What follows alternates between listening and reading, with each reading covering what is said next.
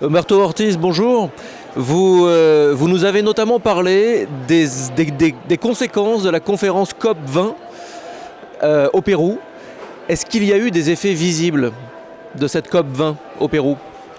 Oui, merci pour la question. Je crois que les effets sont surtout au niveau de la société civile, y compris les communautés, parce qu'il y a eu une prise de conscience de la nécessité de développement durable, d'affronter la problématique du changement climatique, de la liaison entre changement climatique, pauvreté et les initiatives solidaires.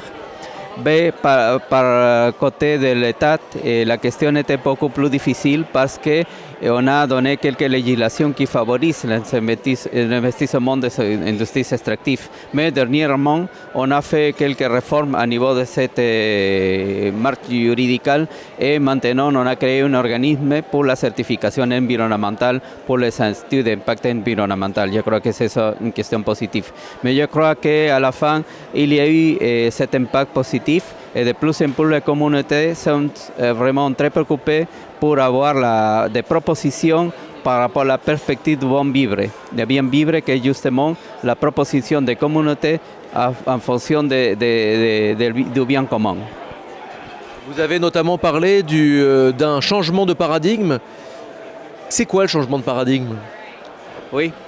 Actuellement, dans le Pérou et d'autres pays, le paradigme, c'est le paradigme extractiviste, dans lequel l'acteur central, c'est l'entreprise extractive. Et les autres acteurs, les communautés, les gouvernements, la société civile, sont autour de la centralité de l'entreprise extractive.